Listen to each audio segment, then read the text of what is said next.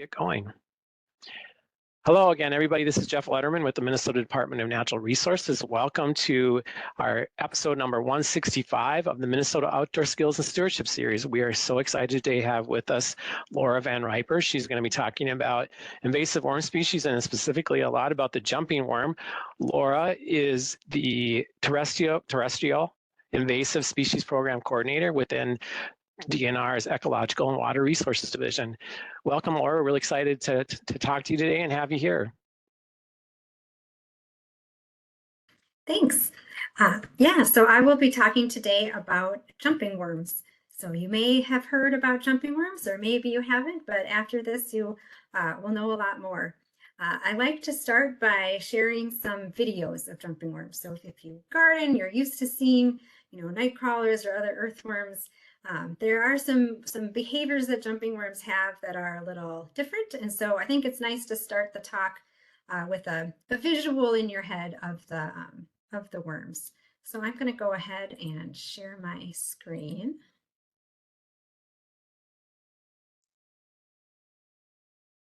So one thing that is different about them is they kind of have this snake-like movement. They kind of move across the ground like a snake, making that S shape.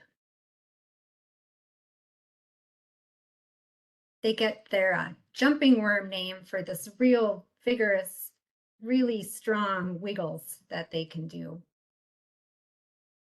Show that again.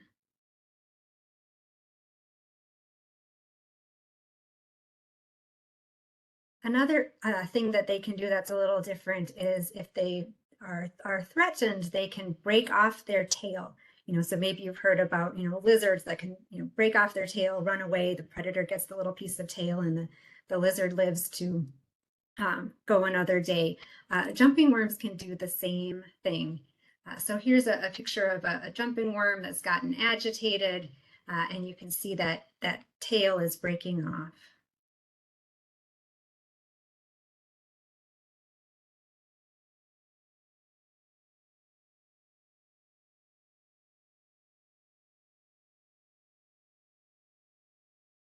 So with those, I am going to go ahead and share my presentation.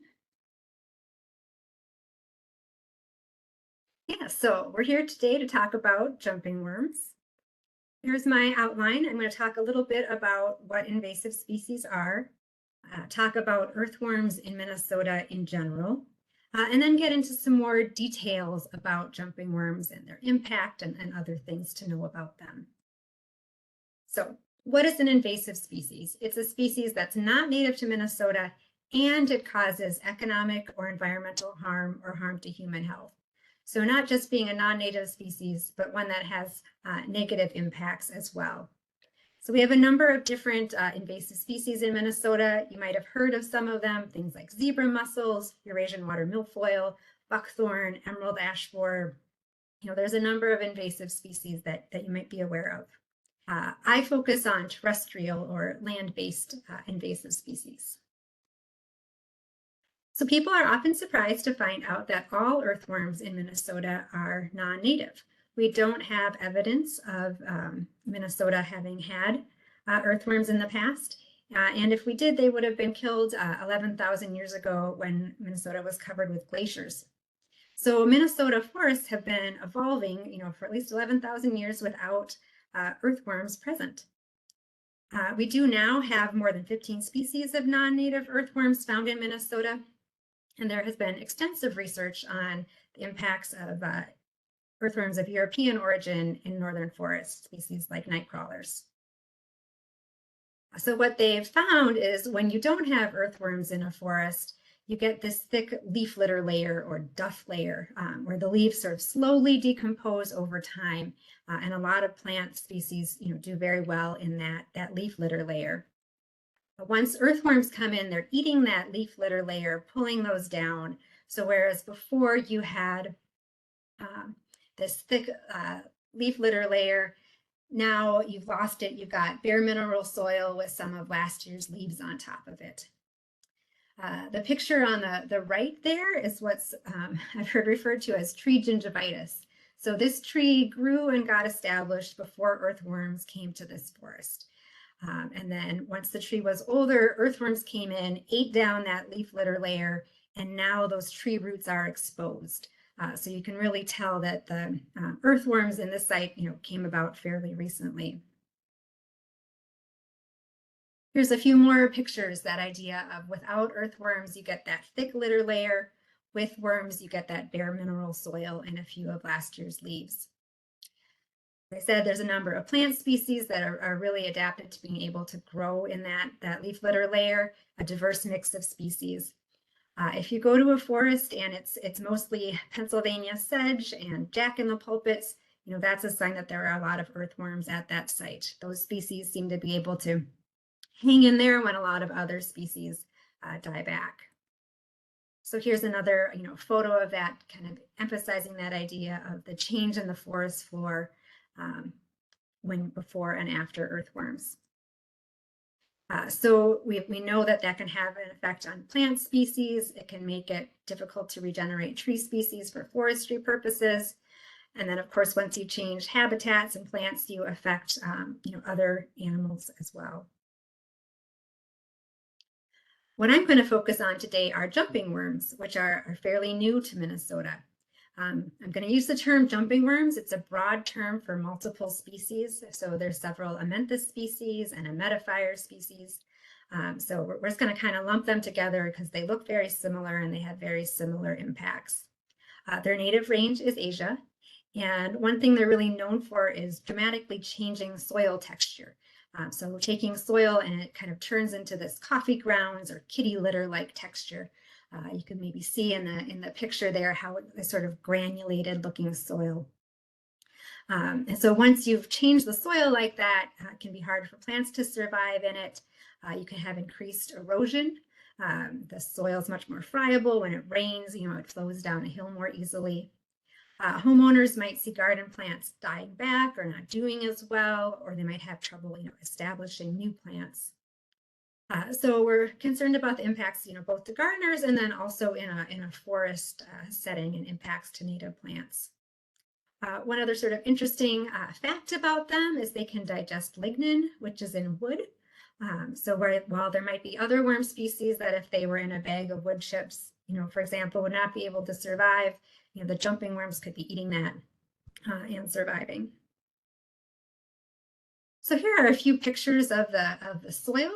Sometimes, people notice a change in soil, and that's kind of the first thing that cues them into looking more, carefully at their site.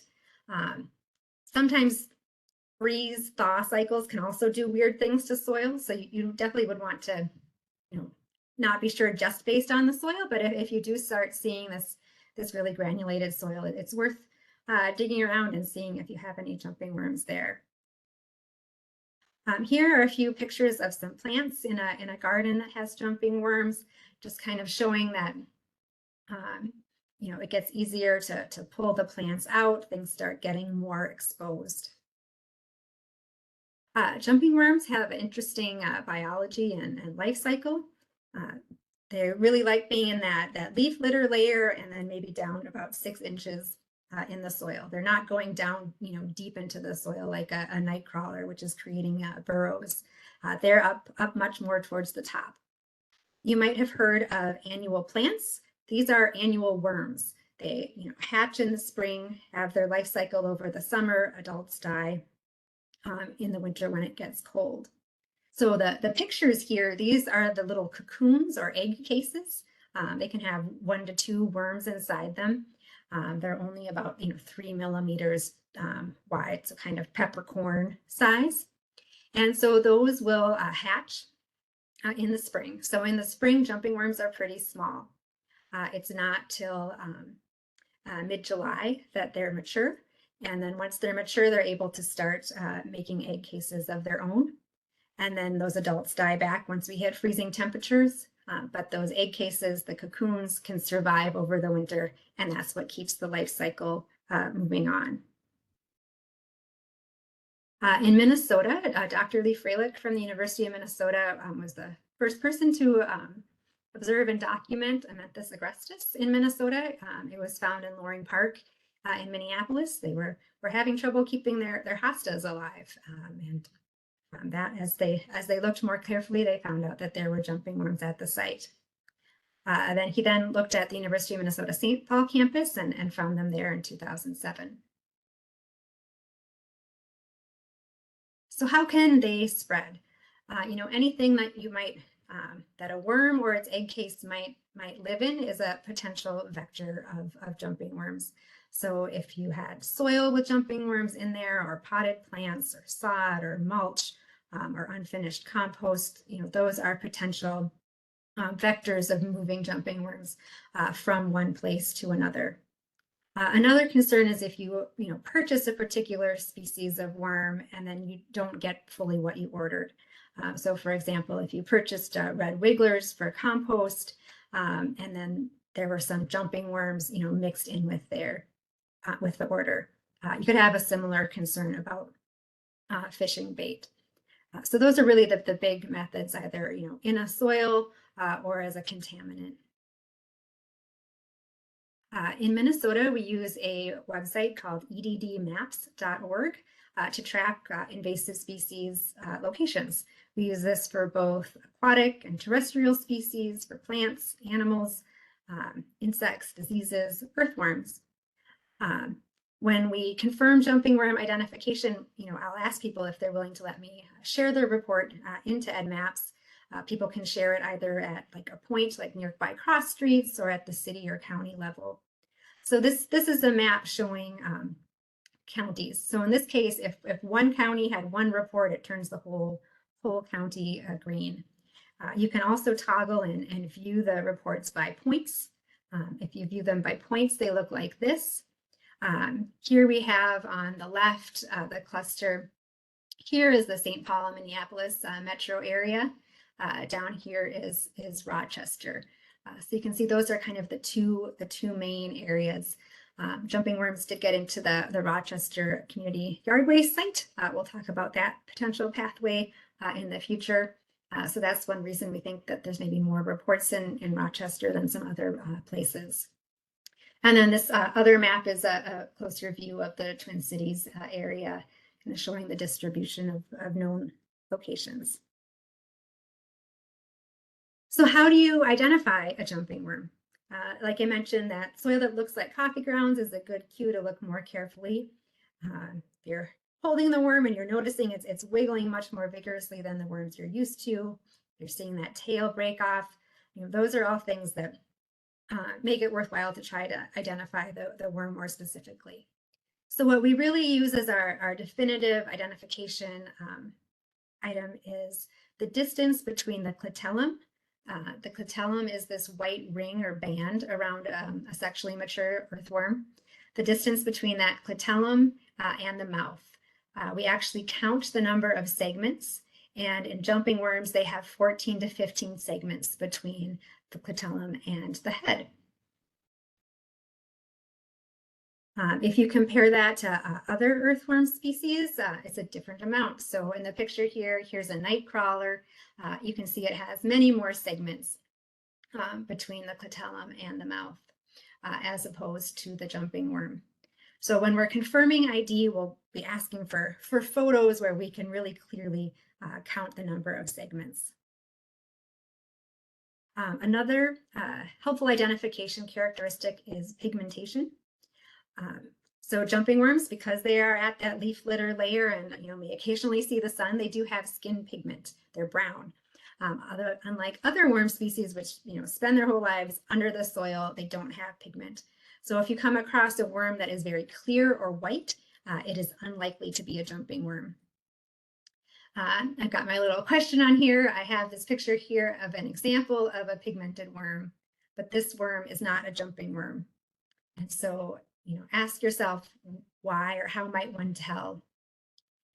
And the answer is that clitellum is pretty far back. You probably can't count segments, from the screen, but maybe you're starting to see that, yep, that looks farther back than those earlier pictures I showed. Here are a few more images of jumping worms as one might come across them in a garden.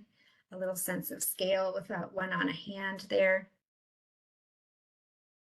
If you are intrigued by earthworms and how to tell different species apart, it's kind of a novel thing that not a lot of people can do. There is a little book written by Cindy Hale when she was with the University of Minnesota, Duluth, and it really goes into detail on how you tell apart the different earthworm species that we have in the Great Lakes region. All right, with that, I'm going to switch to what can I do? What can people do to help? And the big things are preventing the spread, reporting sightings, and thinking about what to do if they're in your yard. So some of the basic things are to not purposefully purchase them. The internet, you can buy anything on the internet. Don't buy jumping worms. So they go by a number of different common names. You want to avoid purchasing them. If you do vermicompost, compost with earthworms, understand what species you're working with and how to identify it and how to identify a jumping worm. And then Great Lakes Worm Watch has a brochure about composting with earthworms safely. So I'd encourage you to check that out as well. If you fish, there's a lot of things anglers can do. Again, not purchasing jumping worms, don't fish with jumping worms. And if you do have, unwanted bait worms when you're done, put them in a trash can. Don't put them in the water or on the ground. They can survive and start establishing new populations.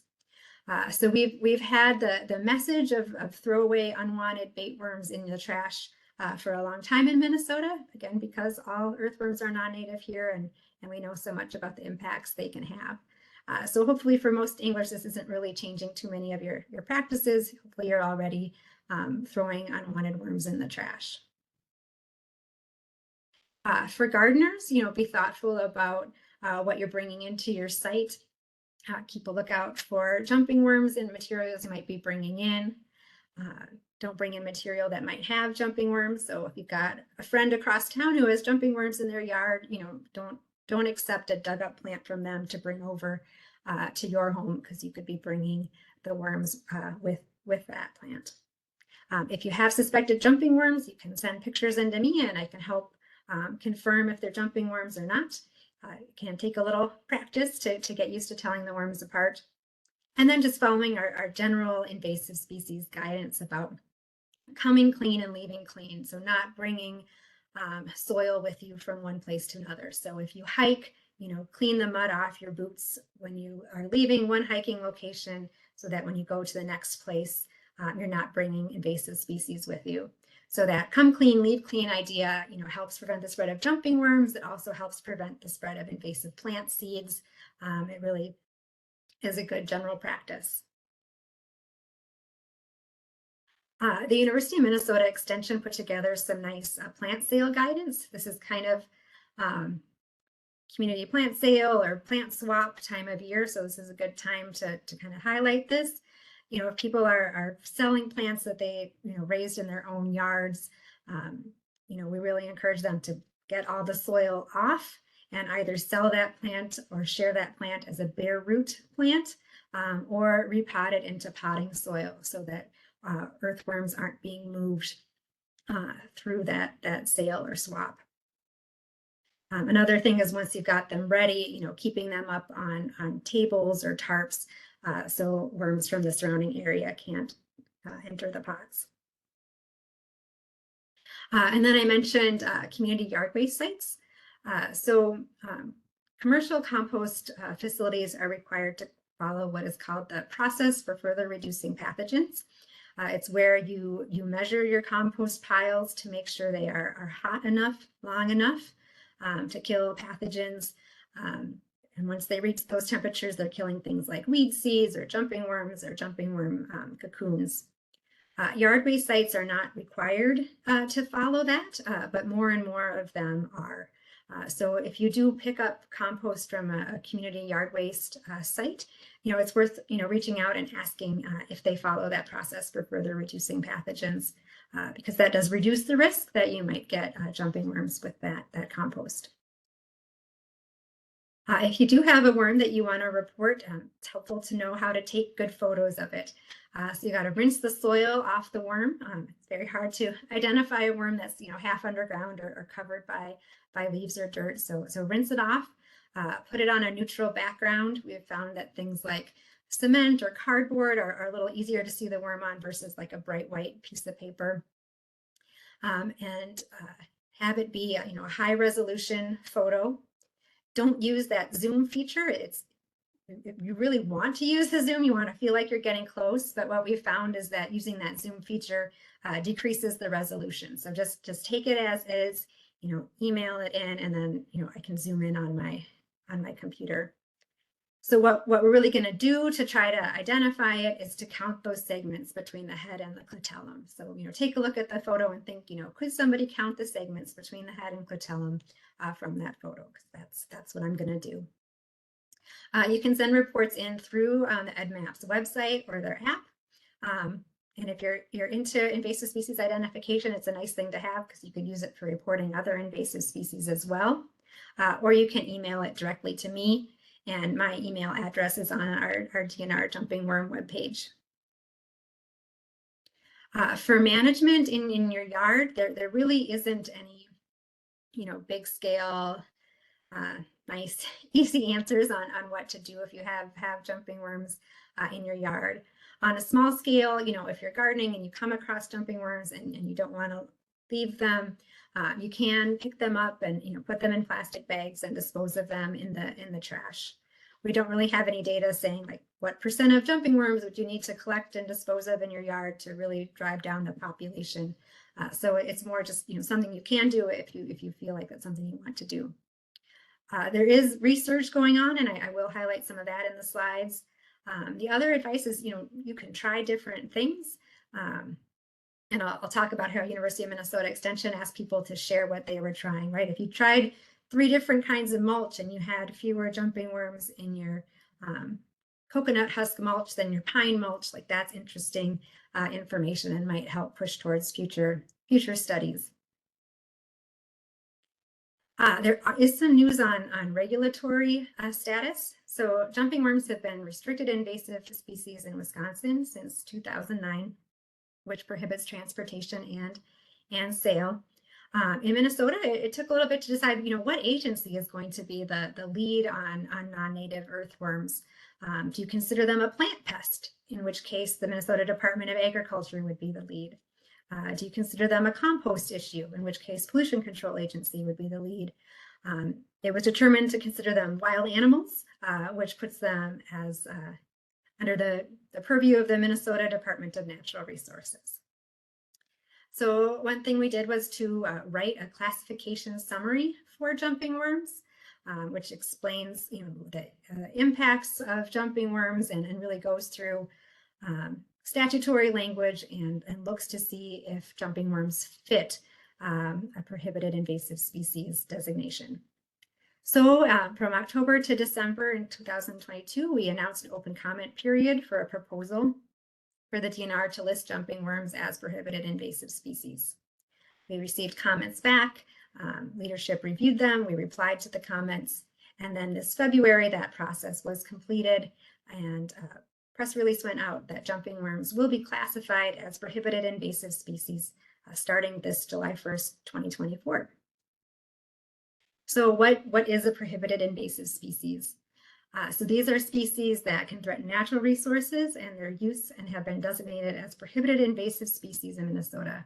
It's unlawful to possess, import, purchase, transport, or introduce these species except under a permit for disposal, control, research, or education.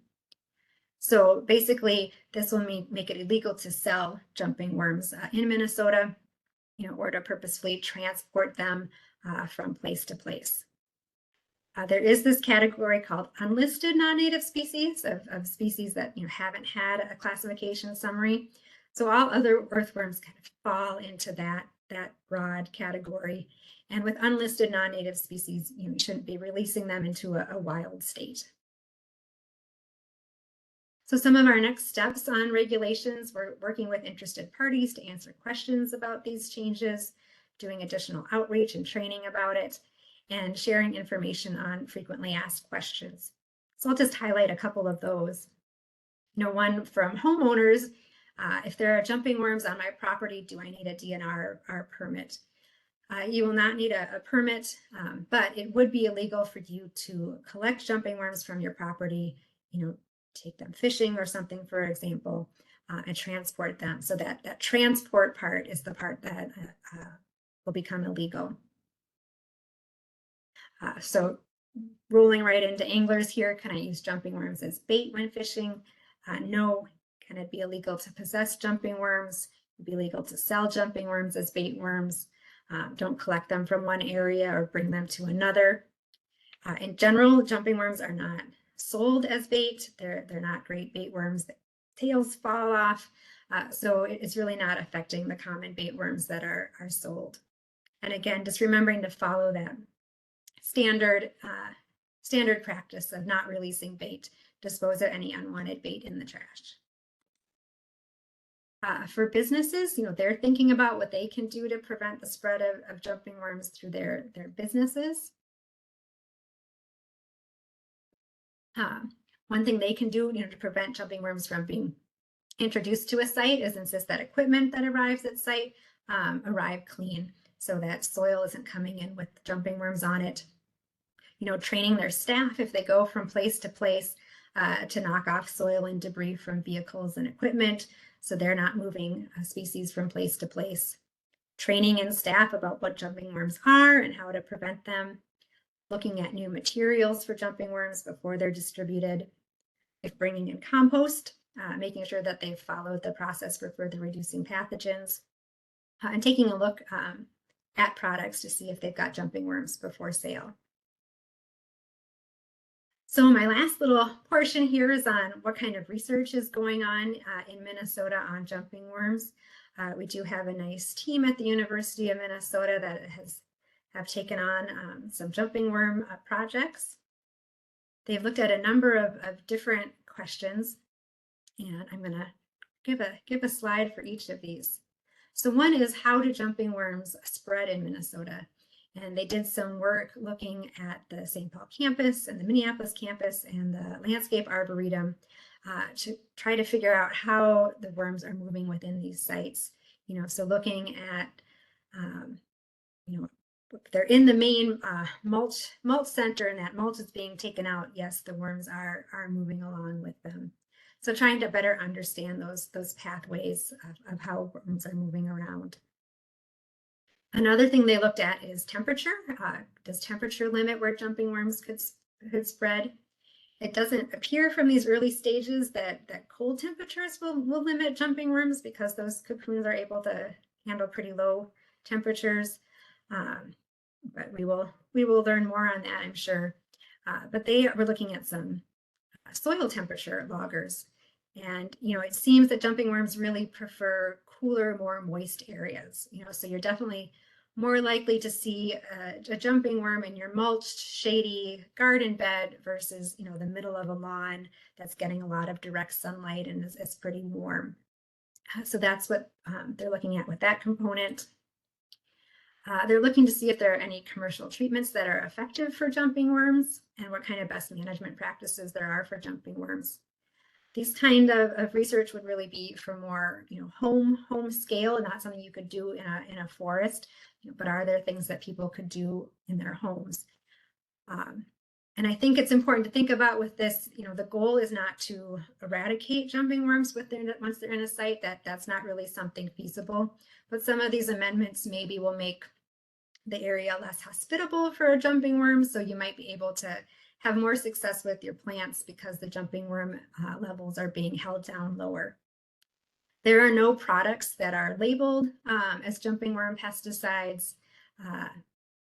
If you were to apply something that's labeled as a fertilizer, you need to use it as a fertilizer, apply it at the fertilizer rates that they have on there. But that's why this research is helpful, to look into some of these and see what they can find out and document. So they did experiments where they had different plots with different treatments. So adding things like saponins, fungal spores, sulfur, and diatomaceous earth to these various plots, and then seeing what kind of differences they had in jumping worms between the plots. I have not seen any published papers on this yet, but I'm hopeful that since they did a round last summer, that we're getting closer to being able to get some more results from this. And then another project they did was to look at the impacts of jumping worms, both on soils and native plants, but then also other earthworm species. So if they were, for example, night crawlers already present at the site, what happens when jumping worms and night crawlers are now interacting? And in a number of places, they're actually able to sort of find the line, the leading edge, where there's jumping worms on one side of the line and not on the other. So then they can do study plots on both sides and see how they compare. So they are seeing some competition between the two worm species, with sometimes the jumping worms displacing the night crawlers and other species. And then another nice thing is that there's been a couple community science projects. So they created a Worm Rangers website where you can take a training on how to identify jumping worms and how to report them to help share data. And then there's also this report management project. So I referred to, if you have jumping worms in your yard, you can try different things and see what works. And so they had people share back, information on the things that they tried. So they're not formal studies, where they had a control and tried, different things in plots. But it is interesting to kind of hear from people about what things, were working or not working well. So I'd encourage you to check that out if that's something you're interested in. And then they also ended up documenting some emotions related to jumping worms. It can be kind of overwhelming when this new species shows up in your yard. Gardening is very, personal. Our homes are very personal. So, there can be emotions related to jumping worms. So that was really interesting to see that documented as well. And it did make me feel good to know that I am not the only person out there who has dreamed about jumping worms. There are other people who have had jumping worms show up in their dreams. So I just wanted to have a slide here to acknowledge the funding sources of a number of the research projects. And then with that, I will wrap up with my take-home messages. You can help. You're really important eyes on the ground out there. You're a great source of information for your family, friends, neighbors. So I encourage you to share information, report suspect worms if you think you see them, so we can understand better, where they are in the state. And I'm happy to talk with folks and review pictures. My information's here, and it's also on that jumping worms website. So with that, I think I will end my slideshow and stop sharing. Thanks, Laura. That's really great information and so helpful to know all of what's been going on and the research and how we can help. And obviously there's still a lot to learn. So it's great. We do have several questions, but if others want to add more to that, we'll work through those and try to get some answers. And then just a reminder that Cassandra did put in the chat several of the links related to the content that Laura just shared. So check those out if you haven't seen that yet. So Angela is wondering if it's safe to purchase potting soil for plants, or are there specific potting soil brands that are approved as safe from jumping worms? Yeah, I've not heard reports of jumping worms in potting soil, so that it seems that the processes used to make potting soil are unlikely to have jumping worms. Yeah, don't they do a lot of those soils have some heat treatments or something like that to kill off some bad stuff? Yeah. Okay, next question.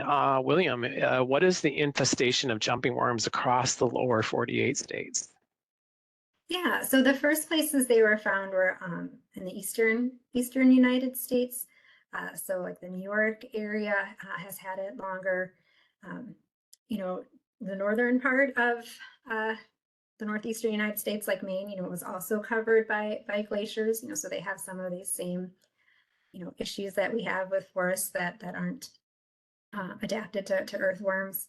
Even in the farther south sites, they are still seeing impacts from jumping worms, even in places that have native earthworms there. So in the U.S., eastern U.S. probably has the most known jumping worm sites, and then they're popping up in various places in other parts of the country as well. And I know you showed a couple of maps there with some of the places they've been found around Minnesota. Do we have any idea how pervasive they are in Minnesota yet, or that's still something we're trying to figure out? Yeah, that's one reason why it's really, helpful if people, share locations of where they've found them. Um, while it doesn't seem like maybe our winters might not be able to stop them, understanding where we are finding them is helpful. We're such a big state. Sometimes if you're in a neighborhood where a lot of people have jumping worms, it might feel kind of hopeless, but we're a big state with a lot of places that don't have jumping worms yet. At this point, it seems, to mainly be in the Twin Cities metro and Rochester, kind of those main spots. And without human assistance, which you covered a lot of, do we know how quickly these can move on their own? How, if you had them in your yard versus how long it would take to get to the neighbor's yard and that kind of stuff? Yeah. So they definitely can move from, yard to yard in a year, but it would take hundreds and hundreds of years from them to get from, St. Paul to Duluth Sure. on their own if they were just moving on their own without people. They do, they can cross things like sidewalks or driveways, especially if it's like a wet, rainy night. Dr. Fralix talked about, people putting fresh compost in the middle of a driveway, and like overnight, the jumping worms, sensing it or smelling it and, coming towards it. So like your sidewalk or, little pavement won't stop them, but they will need a moist, cooler night to get across it. They're not going to be, crossing it in the middle of the summer on a hot day. And we all know we see robins eating worms. Are there predators like that are able to feed on jumping worms? Yeah, so there are, right, robins or turkeys, those birds can feed on them. We've had questions about, chickens and backyard chickens. It does seem that earthworms are bioaccumulators. So if they're living in soils that have heavy metals, you can get the worms to have those heavy metals. And then in which case, if your chickens eat them, the chickens might also be getting the heavy metals. So there hasn't been a lot in the way of studies on that, but that is something we kind of, share when people start talking about chickens and jumping worms. There are like flatworms that aren't native to the U.S. that can eat earthworms in general. The maybe what wasn't asked, but what I'll answer also is sort of the question of what keeps them in check in their home range, right? So why aren't they a big issue in the places that they're native to? And often in a native range, there are more predators, there are more diseases, the plants are more resistant. So Dr. Kyung-Soo Yu, one of the researchers, has talked about going to South Korea to look for them in their native range, and they can actually be hard to find in their native range. They're not hitting these densities where, sometimes I'll get an email from someone who said, I've been gardening and I've got, dozens and dozens that I'm coming across, and like they just don't see them in that kind of high density in their native range. So that's kind of typical of invasive species when they enter a new habitat or a new niche, right? Yeah, that's one of the thoughts of why they have these disproportionate impacts when they come to a new site, because they've kind of been freed of the things that have kept them in check in their native range.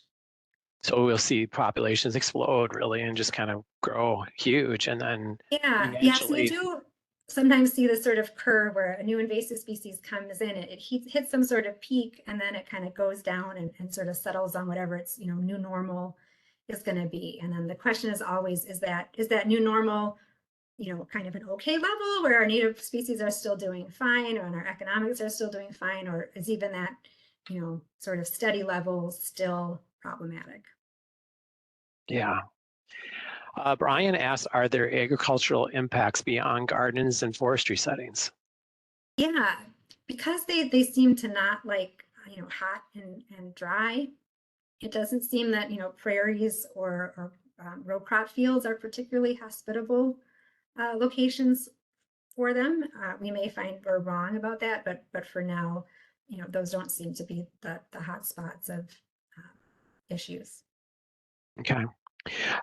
So that I think covers most of the questions we have. But we have time. If folks want to throw a few more in there, we're happy to answer them. I do have one, and we kind of talked about this earlier about why, as you mentioned earlier, that earthworms are not native to Minnesota, and you touched on some of this, but it seems like there's a lot of concern about jumping worms compared to these other worms that we have, and obviously you talked about the importance of not spreading any of these worms. But why are we so much more concerned with jumping worms than some of the other earthworms that we've been dealing with for a few decades? Yeah, I don't know. Maybe we've been stealing the thunder, because there have been researchers who have worked for a long time on earthworms of European origin, things like night crawlers in northern Minnesota, and they do have big impacts. There's been news stories about their impacts on goblin ferns, these little batricium ferns. Mm. So they really are, an issue as well in forests. What's maybe newer about jumping worms is we're maybe pretty used to seeing the worms that we see in our yards. That's what we grew up with. In a lot of urban areas, your soil was really heavily compacted when all the machines, built the houses in the neighborhood, and it's pretty disturbed habitat. It's pretty different than a forest.